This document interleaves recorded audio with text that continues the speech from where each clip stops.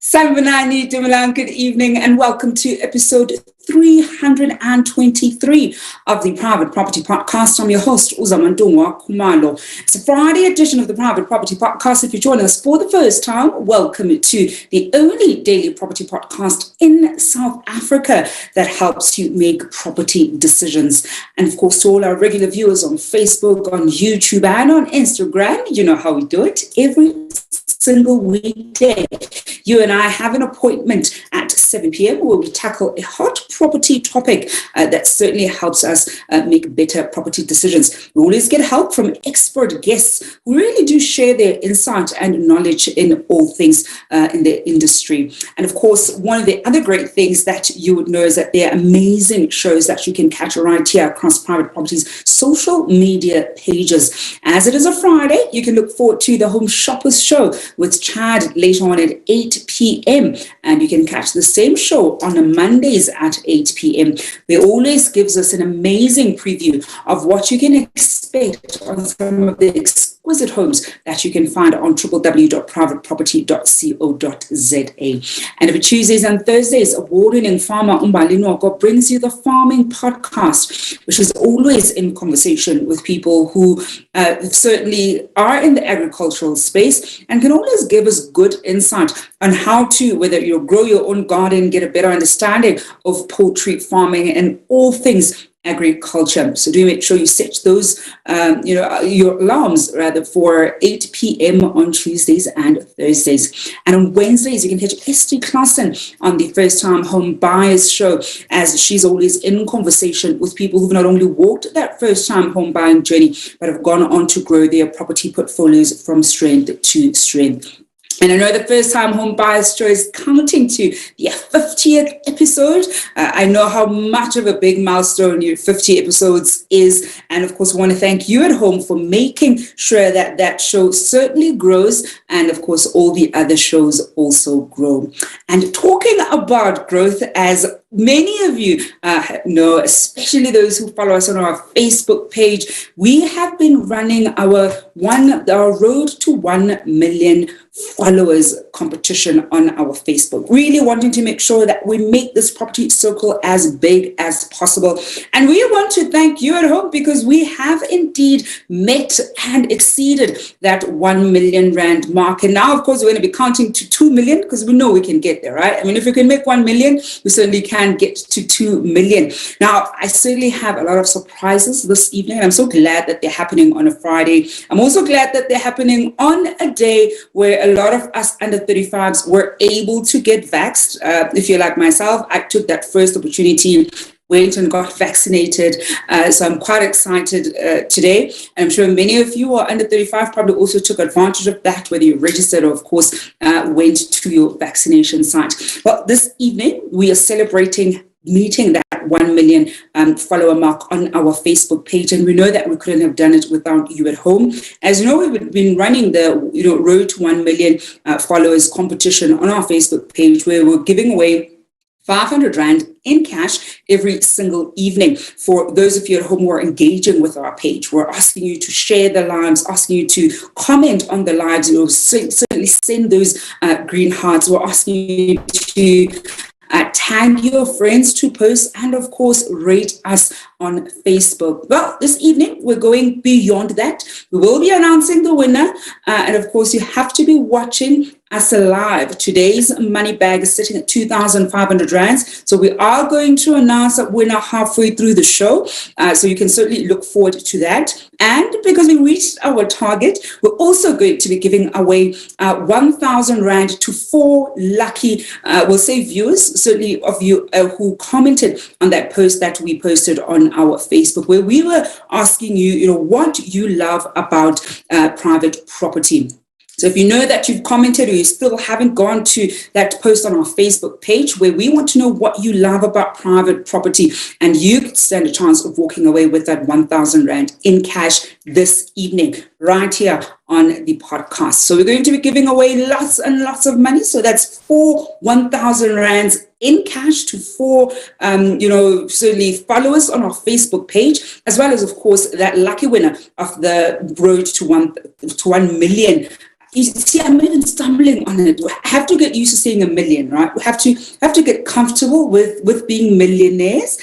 So certainly going to start getting more and more comfortable with reaching that 1 million mark on Facebook. So do make sure that you continue engaging, sending us those green hearts, especially on this special episode as we mark that 1 million followers on our Facebook page. We absolutely couldn't have done it without you at home. And continue, of course, following us across our other social media pages on Instagram, on Twitter, on YouTube, and we're also on TikTok. You can follow myself at @Zamantungwa_K on Twitter as well as on Instagram. And I really see some of the great love that we're seeing on our live. We've got Justin Bartman sending those green hearts, Alanda Comps also sending those green hearts, and Kushida Kaja also sending some of those green hearts. Temba Mbungane also sending those green hearts. We absolutely love it. Keep it coming.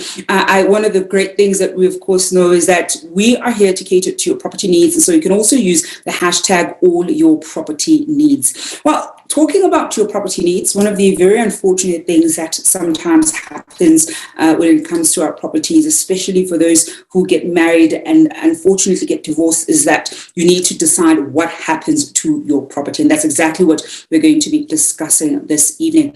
We're looking at how divorce affects your joint home. And I'm in conversation with Kathleen Lepu, who's a founder and director at Molefi Lepu Attorneys. And I want to find out from you at home if you've ever been in a divorce where your property was one of the things that had to be separated. How was that experience like?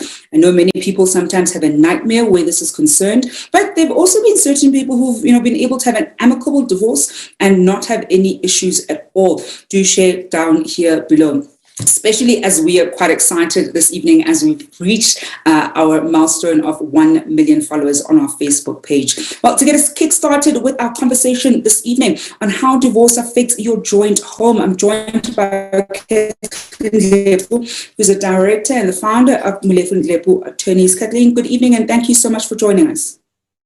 Oh, good evening, Zama, and congratulations to your viewers and for you to reach 1 million mark.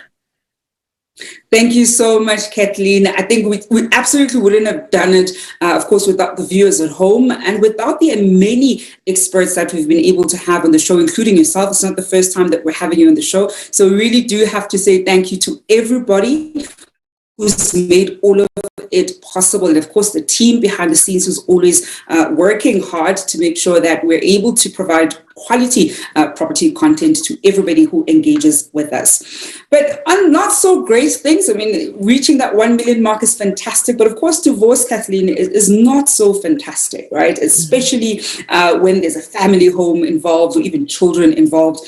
Before we look into the nitty-gritties of how divorce affects your joint home, I think first let's start with what do we mean when we talk about your joint home? Okay, a joint home in a marriage, remember the types of marriages what we have in South Africa determine the proprietary consequences of your estate. So we have marriages in community of property, we've got marriages out of community of property with accrual systems, we now have customary marriages, and we have cohabitations, we've got partnerships. So the type of relationship and the marriage that you have attached to is actually that is going to determine the consequences of a divorce or death. So basically, that's in short. And I think so once you're in community of property. And Kathleen, I was actually about to bring in then in the event where you might be married in community of property, because you've outlined so nicely the different kinds of marriages you might find yourself in. And I think when we then look at the one that we know often a lot of people tend to find themselves in, being married in community of property, help us understand firstly how our home is a joint home when we're married in community of property, just for purposes of people who still don't quite understand the legal ramifications of being married in community of property, especially even when it comes to, ownership of, different assets, of course, also your liabilities. So when you are then married in community of property, what does it mean with reference to your assets and liabilities? Thank you. When you're married in community of property, it means what you own it jointly with a home. Even if you acquired the home, not married yet, but once you marry in community of property, the other spouse becomes the co-owner of that property. So unless if you have inherited the property and they've excluded it from the marriage, but any community of property means you own the assets and you share the debts.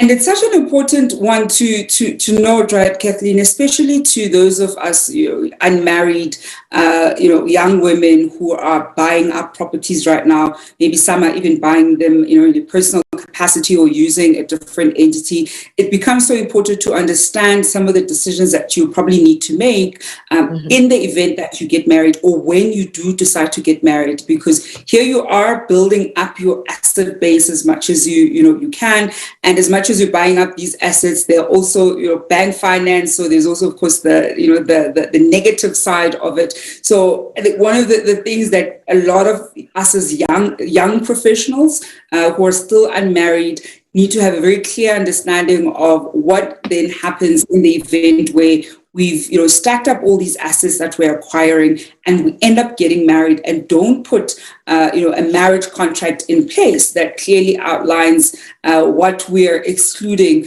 going into that particular marriage. And I think for that, before we look at the divorce part, any tips, Kathleen, for those of us who are youngsters, especially young women, especially as we celebrating Women's Month this August, any tips for young women who have been you're a young professional, you're like Uzamantung, you're buying all these properties, and at some point in the near future you might be getting married? Any pointers in terms of how you should be looking at your estate, the potential perhaps risk of getting married without having a contract in place to best manage your assets? Zama, I always advise the youngsters, especially the young professionals, to before you get married, you'd rather get advice, because the type of marriage that you are entering into actually is what is going to regulate the consequences, the proprietary consequences of your assets. But now we are fortunate because we have got a marriage in community of property and marriage out of community of property with accrual system. I always advise people to go for that. Go for a marriage, especially when you have acquired your own assets when you are still young. Go for a marriage out of community of property with accrual systems. What it means is that from the date of the marriage, then you share the liabilities and the assets. But the other assets that you acquired before the marriage, you can exclude them from the marriage in a form of a contract. So before you get married, go and ask for an advice, and both. It's not, if you go into a marriage out of community of property, unlike before, people thought don't love each other, but it is so important that you understand what you are getting into. And it certainly is, important, Kathleen. I think it's one of those conversations that unfortunately I tend to find our mothers either didn't, sit us down when it comes to it. They may have, gotten married in community of property. Perhaps some of them have gotten divorced. We've seen some of it, not play out in the greatest way. And now us in our 30s are realizing actually we need to be better at understanding what we're getting ourselves into, and also understanding, as you put out, as you've just said, that it's not about not loving your partner or not trusting your partner, but it's also a form of protecting yourselves as a family, right? In case in either one of you might be perhaps in business, you want to make sure that your assets as a family are well protected and you're not going to be exposed to any risks that your business entities might put yourselves in. Well, this evening we are looking at how divorce affects your joint home, and we certainly love hearing from you at home. I wanted to find out if you've found yourself having to be, deal with disposing, or certainly making sure that the joint home is divided. How did you go about it? I know that divorce is unfortunately one of those unfortunate events, and tends to be very traumatic and emotional, and also very drawn out. I think there've probably only been 2 divorces I know of that went very quickly, and every other divorce probably lasted at least 3+ years. And so we know how contentious those tend to be.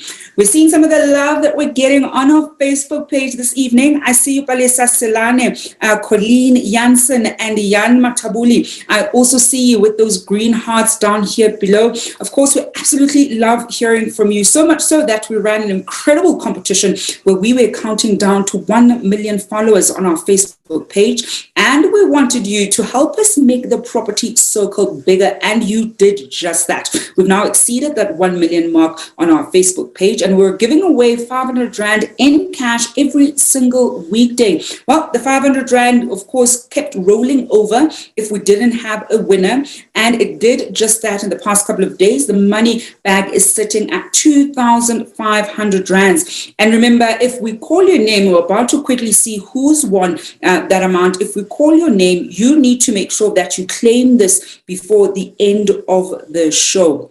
And I'm very excited for whoever gets to get this one, because I think it's the biggest amount that we've had in the money bag. But over and above giving away this 2,500 Rands this evening, we're also giving away 4,000 Rands. That's 1,000 Rand each to 4 of you at home to celebrate, of course, us reaching that 1 million mark. We're going to share the great stories that so many of you sent us through. Ask you, why you love brand private property, and so many of you certainly came out and showed off when it comes to sharing the love. Let's see who won that 2,500 Rands on our road to 1 million followers on Facebook.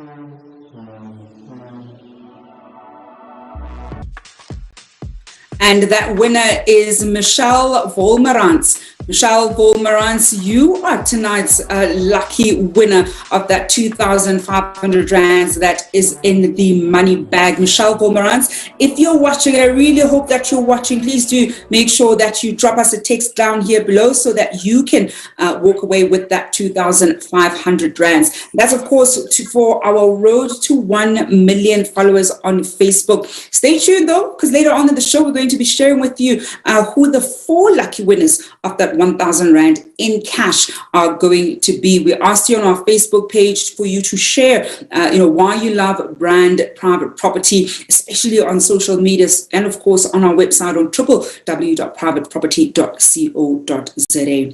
Well, getting back to our conversation this evening, I'm joined by Kathleen Dlepu, who's the director and the founder at Molefe Dlepu Attorneys, as we look at how divorce affects your joint home.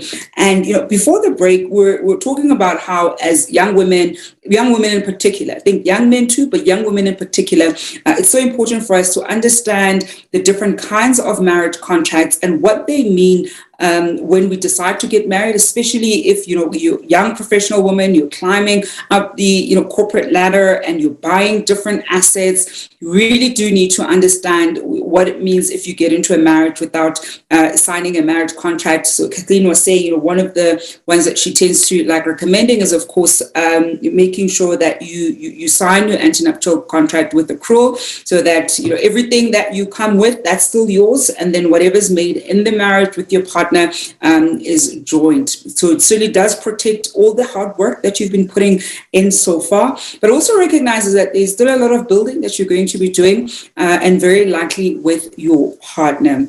I'm going to some of your comments on Twitter, Facebook. We've got Tasmin Magnelian saying, I agree, a lot of youngsters need to take this advice. So many get divorced and have so much issues and lose so much. And we certainly do see that, Kathleen, that a lot of people, and even us youngsters, because we're seeing a lot of divorces of people under the age of 35. So we getting married at 27, 28, by 32 we're divorced. And prior to the marriage, we'd been able to buy, whether it's a property or two. And unfortunately, we get burnt when we, eventually get divorced, because we didn't adequately make sure that we're in the right contract. So then I want to look at how divorce affects this joint home. Kathleen, take us through then what happens in the event where we're now divorcing and we have this joint home. You were explaining earlier what we mean by joint home.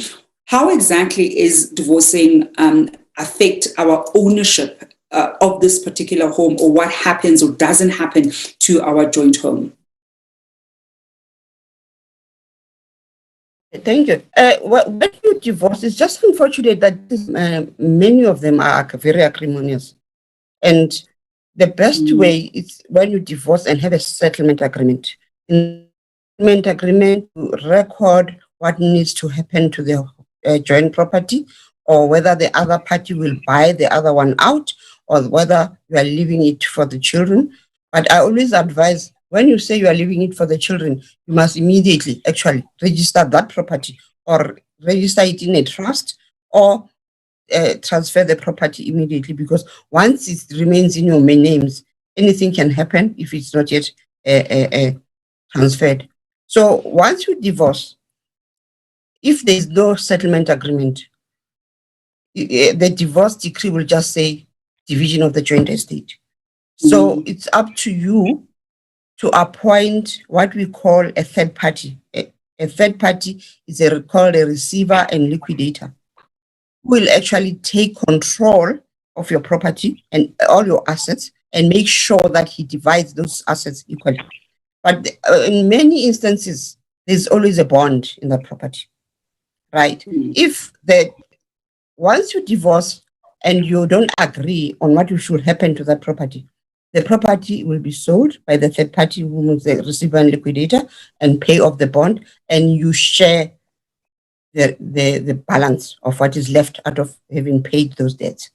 So it's unfortunate, most people who got divorced, they stay and not make sure that they action this division on time. So it becomes such a problem, in the sense that the party who stay in the house can accumulate debts, for instance, rates and taxes, electricity. By the time maybe 5 years down the line, you find there's a lot of debts. You sell, you have to pay those debts, because once that property is still in jointly owned, you are still responsible for it, both of you, even if you are divorced. So it's better to make sure that immediately you divorce, you deal with your property and see whether you can transfer, or you go to the bank and you want a substitution of the bond, or but if you stick around, it really causes a problem in the future. Kathleen, one of the things that I've seen when it comes to couples who stick around, as you rightly put it, is that sometimes it's a situation where one party doesn't want to deal, or isn't ready. Let's say ready. I'll put it diplomatically, but isn't ready to let go just yet. So they're not cooperative. They know that the divorce has now been finalized, but as you say, usually the house, how it goes, that doesn't doesn't explicitly state that you get X% or you get X%. So you still need to close that loop and resolve it. How do you then deal with a partner who doesn't come to the party when it comes to splitting that particular property? Or if you decide, actually, I want to buy you out, they don't want you to buy them out. Sometimes they then decide, okay, let's sell it. They don't want to sign the papers for you to be able to sell the papers, because you obviously also need their signature. How do we go about dealing with that? Because I've seen so many instances, and it's usually women who are older, who are dealing with husbands who don't want to be cooperative. They've now had enough. The kids are old. They're out of the house. They're working, and they're clear it's now the end. And they've probably, in some instances, they've even been separated for a prolonged, period of time. And they now want to close this loop when it comes to the property and who it belongs to. So if they can get some funds from it, fantastic. If they'll make a loss, that's fine. But they just struggle to get any kind of cooperation from their partner. How do we go about certainly resolving that particular issue? That's why I said earlier, if you haven't entered into an agreement to regulate how your properties should be divided, once the decree of divorce says division of a joint estate, it means you have to go back to court and apply for an appointment of a receiver and liquidator. The receiver and liquidator is a third party, normally is an attorney, actually take control. Once the receiver and liquidator is appointed, he takes control of that property. You don't own it anymore because he decides whether to sell the property. You don't have to sign, neither party has to sign. So that third party will sign the property on your behalf, because normally they actually consult with you and say, do you want to keep the property? Should we transfer it to you, but we have to pay the other spouse they have. But if you don't, the receiver and liquidator has the decision, the absolute power to sign the property off by public auction or by public treaty and give you the what is remaining out of this. And they'll pay the debts, they'll pay you. You have no say, because once you and liquidator is all what you can say, you are like any other purchaser who can come and offer to purchase your own property. So that's why I'm saying that it's unfortunate that we never get into agreements when we divorce, but the receiver and liquidator can. But unfortunately, it's more even expensive, because you have to go to court and say to the court, can I appoint a receiver and liquidator to make sure that I get the right division of estate? We are taking your questions and comments this evening as we look at how divorce affects your joint home. I'm in conversation with Kathleen Dlovu, who's a founder and director at Mlefu Dlebu Attorneys. We've got a great comment here coming through from Howard Mugatsane saying, and on the flip side of things, aren't attended to on time and people are being spiteful, you could find yourselves sharing the shortfall after the bond settlement versus the potential proceeds of sharing. And unfortunately, we do tend to find quite a lot of people becoming spiteful during divorce proceedings. So you really do want that process to end as quickly and as amicably as possible. But a question here on our Facebook page coming through from Umgateko Ahabes asking, for property that has been granted to one party during a divorce decree, what is the procedure to change the names to one party if it was bought through a joint bond and it is still bonded? It still goes back to whether there was a settlement agreement. If, for instance, Zama divorces and the settlement agreement says Zama must take the property, Zama, because now you want the property to be in your name, you have to take the initiative. You go to an attorney and make sure that that settlement agreement is implemented. So if the other party, because normally in the settlement agreement, you will write that the other party is responsible for the debts that is whilst they're still in the property. Make sure that the party agrees to sign off the papers so that Zama can get ownership of the property. But if they refuse, then you still have to go back to court and ask for a receiver and liquidator to be appointed. And in the event where I think with Ngateko's question, so we know that the property is going to go to Uzama as per the settlement agreement, and this property is bonded.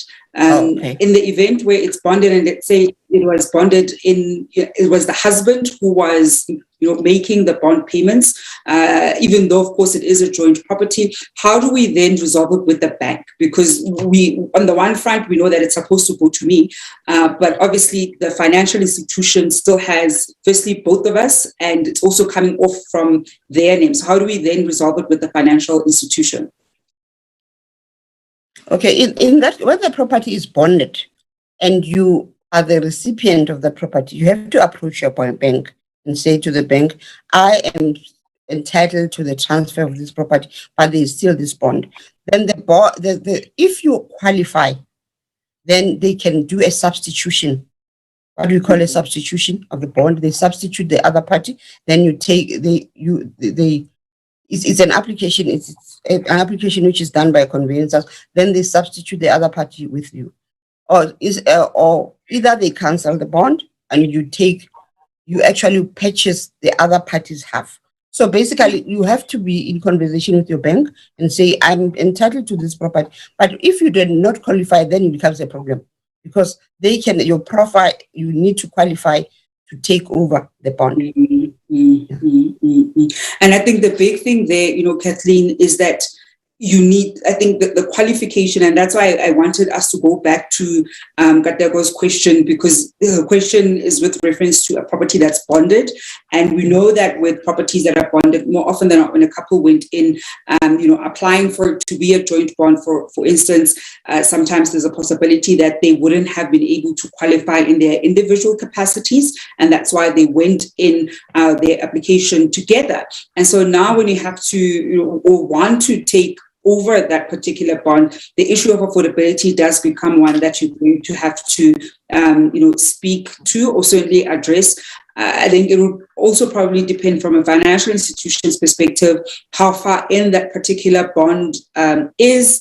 And perhaps if there's a slightly smaller amount left, then they'd be able to, make a case for you. However, if it was still in the relatively early years of the, bond, then it's going to be a different conversation altogether. I think, Kateko, the big thing is you have to approach the financial institution and get what your options are, especially if there's going to be an issue with affordability.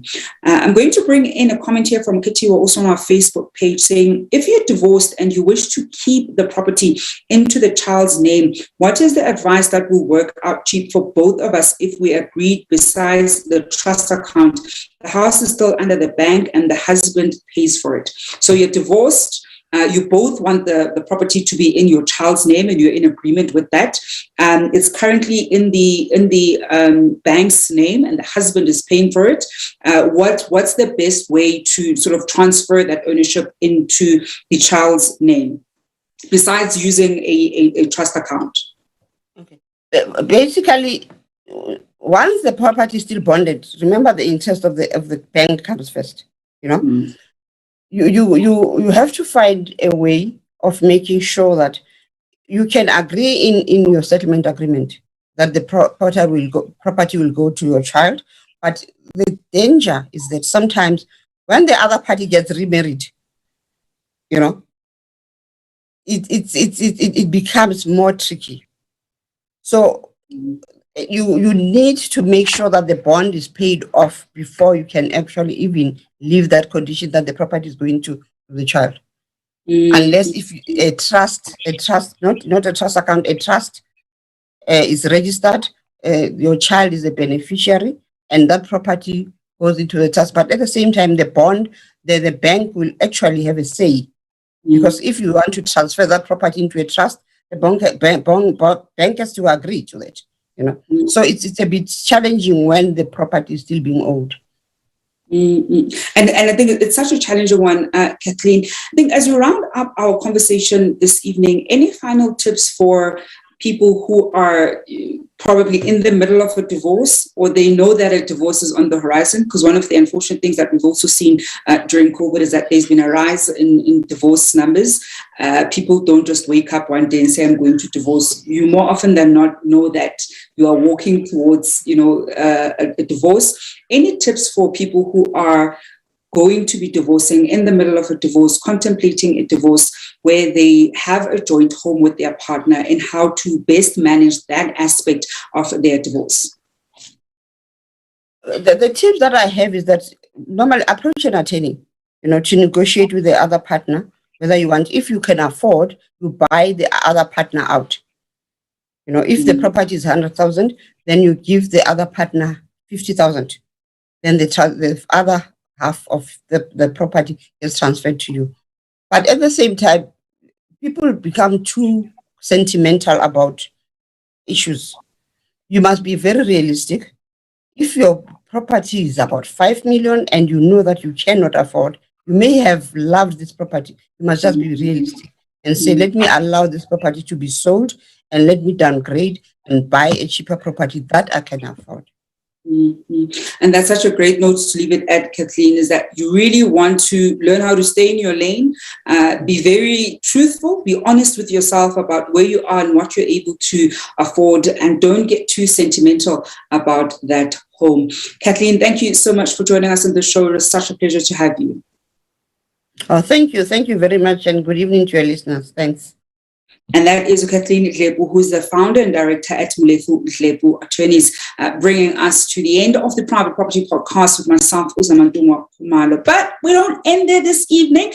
As you know, we were, of course, giving away that 2,500 rands in cash. And my colleagues have let me know that Michelle Beaumarant has, in fact, claimed that 2,500 rands that was in the money bag. So congratulations to you, Michelle. You're certainly starting your weekend off on such a great note with 2,500 rands extra coming your way.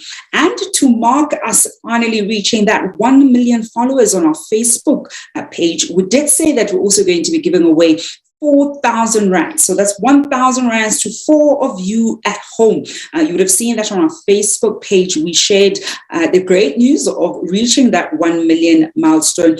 And we wanted to hear from you what you love about brand private property and what you enjoy that we do, whether it's on social media or, of course, on our website. And you certainly came out and shared some great insights on what you love about private property. And the 4 lucky winners, I'm going to read their amazing entries, and they're going to be walking away with 1,000 rands each. The first lucky winner is Sharon Shaz Naidu, who started off with those hashtag one in a million response, saying, firstly, I would like to have the honor to congratulate Private Property on 1 million followers. I must say it is well deserved. Private Property is the most informative and influential pages that I have ever seen in a long time. I look forward to watching the podcast with Zama every night. Thank you very much there, Sharon. Trust me when I say I feel like I know so much about property right now. Wish I had the cash to buy my own. Well, nevertheless, hopefully soon, fam. Listen, it's coming your way. It's going to happen. I think the great thing is, even if you're putting away 500 rands bit by bit, whether it's for the deposit or, of course, those transfer fees, it certainly is something that is possible. And she goes on to say, you guys hype me up on the podcast. Quick responses with private property is something I really admire. And that's, of course, a big shout out to the team that's always got their finger on the pulse and engaging with you behind the brand there.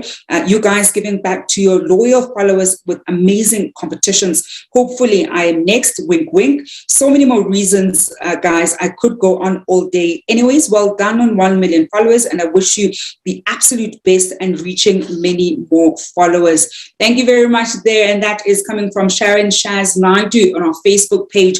And Sharon, you're certainly going to be walking away with 1,000 rands. Make sure that you slide into our DMs so we can get your details.